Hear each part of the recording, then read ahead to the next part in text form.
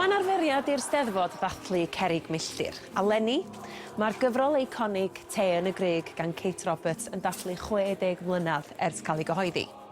Hon fydd cyngerdd côr ar y Steddfod, ond dydy hon ddim yn mynd i fod yn gyngerdd côr Steddfod arferol. Mae o'n arbrawf yn gofyn i'r côr fod yn fwy na chorws yn unig. Maen nhw'n chwarae'r rhan yn hwn. Da ni wedi rhoi llais i'r côr yna'n rhan o'r mynydd. Mae gen nhw rôl fel yr hen gorws Groegaidd ers talwm. O rai fi gyfadda, o'n i erioed wedi darllen Te yn y Grug cyn i fi cael y swydd yma. Felly oedd o'n prosiect diddorol i fi, oherwydd o'n i medru wedyn mynd i wneud yr ymchwil, darllen Te y Grug, a gweld wedyn be o'n i'n teimlo, sut oedd o'n medru unieithu efo fi, be oedd y themau o'n i'n medru cymryd allan o fo. Y bardd Karen Owen sydd wedi cyd-sgwennu'r cynhyrchiad. A fel superfan Dr Kate, mae hi wrth i bodd yn canu clodydd y nofelydd o ochra Caernarfon.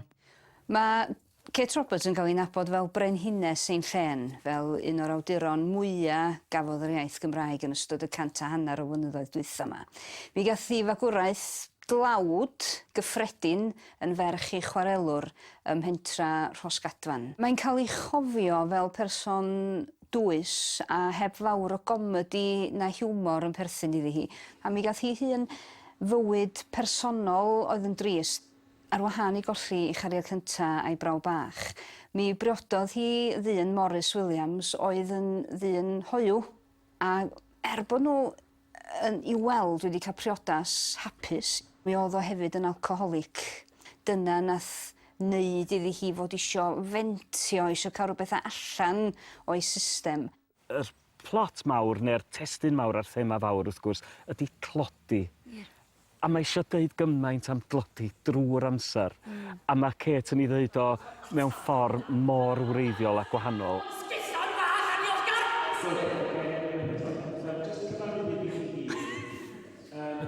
Mae'n gyfrol am dair merch gwahanol iawn i gilydd. Un merch i chwarelwr, un merch i Mr Hughes y Gweinidog drws nesa, sy'n chdi bach yn well na pobl eraill. A wedyn mae chi ferch i alcoholic sydd wedi cael ei magu ar y slums ar ochr y mynydd, Winnie Ffini Hadog. Ydy o'n wir eich bod chi witch? Dylia hogan bach fel chdi yn holi cwestiynau. Mae lot o hwyl. Oes. Ond hefyd... gweld. Ond hefyd ti'n gweld lot fel mwy fewn i bywydau nhw a fel y problemau gennyn nhw. Mae'r gymdeithas yn rhan rili mawr o'r sioe a sut mae cymdeithas yn gweithio fo'i gilydd a sut mae pobl yn barnu gilydd. So mae'n quite drist. Mae yna themau eitha dwys yn efo weithiau does. Ond yn ambell i gan, da ni'n cael llwyth o hwyl. Mae'n sell-out, yndi? Yndi? Pressure! Mae yna lot o gyffro gefn llwyfan ar hyn o bryd. Mae yna lot o edrych mlaen at yr hyn sy'n digwydd yn y pafiliwn heno yma. Cynhyrchiad Te yn y Grug. Ac a Lewis, ti sy'n gyfrifol am y gerddoriaeth i gyd? Ia, dipyn o her. Dipyn o her yn wir. A ti'n mynd i gael eistedd yn y gynulleidfa heno yma a mwynhau'r cyfan. Be fe ti wedi ddisgwyl? Wel, gobeithio fydd 'na rhywbeth i flas pawb. Dwi wedi trio creu caneuon atmosferig, caneuon gwerin, caneuon pop. A gobeithio bod o gyd wedyn wedi gweddu efo'i gilydd a mae'r côr yn swnio'n gret. Maen nhw wedi gweithio mor galad. Mae gymaint o'n nhw'n gwneud gymaint yn ystod wsos yma. Mae'r ffaith bod nhw wedi medru ffitio Te yn y Grug fewn yn y canol yn wych. Pa mor ymwybodol oedd ti o Te yn y Grug, gwaith Kate Roberts? Rai fi gyfadda, do'n i ddim wedi ddarllen o cyn i fi cael y swydd yma. Ond ers hynny nes i ddarllen o cwpl o weithiau a dwi wedi dod yn real fan o Kate Roberts a'r hyn nath i wneud, nid yn unig efo Te yn y Grug. A dwi'n meddwl mae yna straeon a pwyntiau pwysig mae hi'n deud yn y gyfrol yma a felly gobeithio da ni wedi rhoi cyfiawnder i'w gwaith hi. Ond sut ti'n mynd ati wedyn te i roi sain penodol i waith Kate Roberts? Wel, dwi'n cofio nes i weld cyfweliad efo Kate a hi'n sôn am dylanwad lleu ar byd gwerinol yma, binogi ar yr ardal yma, a ardal lle nath i gael ei fagu. Felly, mae yna lot o ganeuon efo naws gwerinol iddyn nhw. Ond hefyd o'n eisiau'r teimlo bod o'n perfformiad modern ar gyfer 2019. Felly, mae yna dipyn o pop a dawns. Felly, ia, gobeithio bod o'n rhywbeth eitha cyfredol a bydd pobl o bob oedran yn medru uniaethu efo'r music. Ti di hen arfer bod ar lwyfan. Pam ti mae'r lwyfan heno ma'n perfformio hefo'r corws? Wel, Isa, mae day off fi di heddiw. Mae'n neis medru bod yn y gynulleidfa a wedyn y gobaith ydy flwyddyn nesaf ella gael cyfle i mynd ar cynnig yma ar y lôn a wedyn byddai'n gweithio wedyn. Mi wyt ti nôl ma, nos Ferched, nag nos Iau ti wrth i de. Llwyfan maes BBC Radio Cymru, yn gwneud stwff a lewis. Ti dal yn mwynhau cael gwneud y math yna o gerddoriaeth hefyd? Yndw, dwi wedi cael yr het te yn y Grug ymlaen am cyn gymaint amser rwan. Bydd o'n neis tynnu fo off a bod nôl fel a lewis ar band a canu'r caneuon gyfarwydd a dwi'n gobeithio croesi bysedd bydd yr hael yn gwenu ar yn unio Sioe a wedyn gawn ni ffwn o noson na. Mae'r hael wastad yn tywynnu pan ti ar lwyfan Al. Ond i fynd nôl at y cynhyrchiad heno yma, wyt ti wedi cael, dwi'n gwybod fatha mae cynhyrchiad Eisteddfod yma, mae nhw mor fawr. Y cynnau te yn y Grug i gwerthu o fewn diwrnod, mae o'n fwystfil yn dydi o broses mynd ati lwyfannu rhywbeth fel hyn. Yndi, a chwarae teg i Kevin Roberts, Hugh Folks, a'r arweinyddion lleol hefyd, maen nhw wedi gweithio mor galad. A mae'r peth, fel ti'n dweud, yn bwysfil sydd yn dod at ei gilydd funud ola a ti jyst yn gweddio bod y bob dim yn mynd i fynd yn iawn, ond dwi'n hynod o brawd o bawb sydd wedi bod yn rhan o te yn y Grug, oherwydd dwi'n meddwl mae'n cliché, ond maen nhw gyd wedi bod ar siwrna pan ti'n meddwl o lle oedden nhw yn y cychwyn. A felly dwi'n siŵr bydd y gynulleidfa yn mwynhau mas draw, fel nhw'n dweud. Wel, mwynhau cael eistedd nôl a gwrando ar dy waith a phob hwyl i ti o te yn y Grug. Diolch iawn. Mae'n fynydd Grug yn fynydd mawr, yn holl bresennol, amrywiol ei liwiau, amrywiol ei leisiau, ac yn gythgam o anodd i'w ddringo ar adegau. Dyna i chi rai o eiriau sy'n agor cyngerdd y pafiliwn heno, perfformiad gan Gôr Eisteddfod sydd wedi selio ar gyfrol iconig yr awdures Kate Roberts, Te yn y Grug. Gafodd ei chyhoeddi union 60 mlynedd yn ôl. Felly dyma achub ar y cyfle i gael sgwrs efo 2 o'r tîm cynhyrchu, Karen Owen a Kevin Roberts. Mae hon yn dipyn o her i gael gymaint o hyn o bobl ar lwyfan sydd yn actorion proffesiynol. Mae gennych chi ffermwyr, cyfreithwyr, mae gennych chi blant ifanc, mae gennych chi bobl ifanc. Sut mae rhywun yn cychwyn? Wel, mae'n sicr yn her, achos prosiect coral maen nhw'n ialw fo, wrth gwrs. Wedyn, oedd rhaid i'r côr gael rôl go bwysig, mae straeon hyfryd am 2 merch ifanc 8 i 12 oed ydi o, ac oedd trio agor y themau yna ar y cychwyn oedd yr her fwyaf. Ac i nid o, fewn hwn oedd prif brosiect cor Eisteddfod, bod o ddim jyst yn gor yn sefyll yna fo folders a mawr a hanner yn y cefndir, a bod y cor yn actio hefyd, bod nhw'n rhan o'r mynydd yma. Wyt ti'n dod ato fo am ryw ffordd chdi bach o wahanol fan?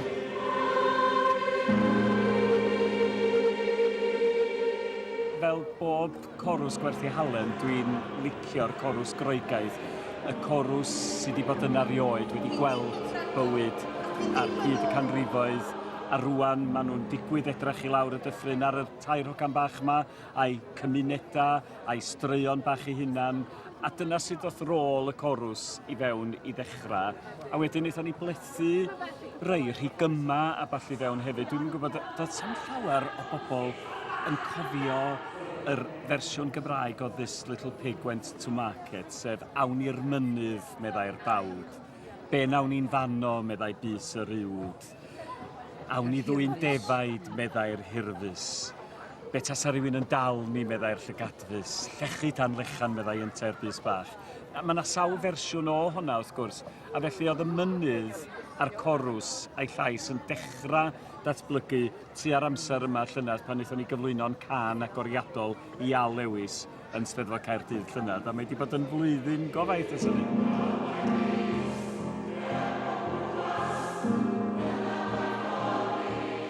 Mi gymodd i chdi bach i ni setlo fewn doi ffordd o weithio, ond oedd ddim bwysig dwi'n meddwl bod ni gyd yn ymwybodol o sut oedd pethau ma'n swnio'n yn penna ni pan oedden ni'n sgwennu nhw. A wedyn bod can efo job mewn sioe, dydy. Mae'n gwneud job o waith o fynd â pobl sy'n ydyn ni llidfa efo ni i olygfa arall ac i fynd â nhw drwy'r syniad hefyd bod pawb yn y diwadd yn gorfod dringo'r mynydd na I hun. Ella bydd bobl yn dŵad I afal yn llawn I am ryw gyfnod bach, ond yn y diwadd, pawb dros dy hun a diw dros bawb ydy hi wrth mynd I ben y mynydd. Wel, mae yna dipyn edrych ymlaen ac mae yna gynnwrf mawr am y prosiect yma ac am un noson yn unig oedd fel maen nhw'n dweud.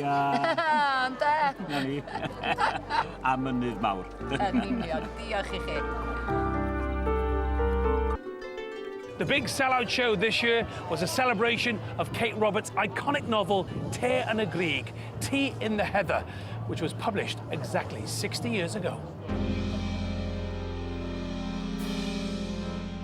The Eisteddfod chorus was formed as a super choir, especially for this concert, a collaboration between local choirs.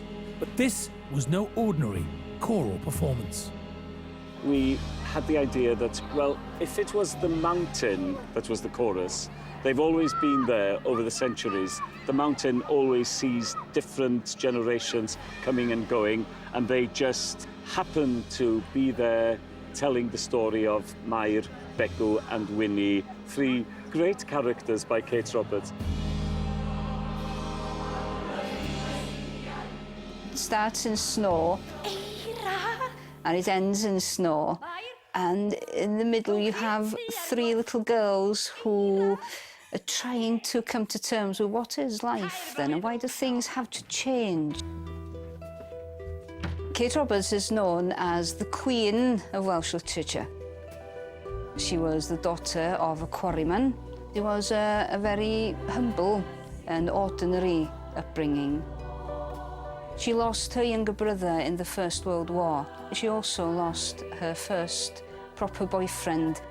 And it was that war, the Great War, that set an imprint on her life, in which she said that, well, she had to write or she would suffocate.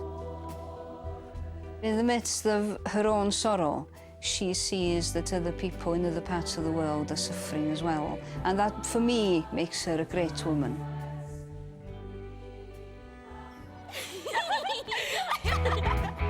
I play Winnie Finny Haddock, but unfortunately people are so horrible towards her because she's got no status, she's got no money.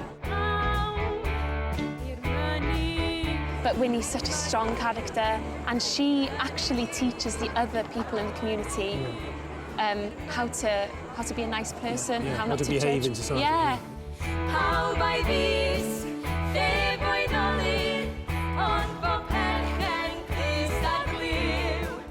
The songs are heavily connected to the themes of the books. We've tried to stay as true as we can to Dr. Kate's vision in her short stories, and I've also tried to stay true to the themes and the subject matters in terms of the feel of the songs that I've written.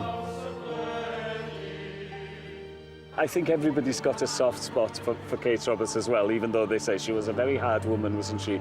And I think her literature is absolutely beautiful.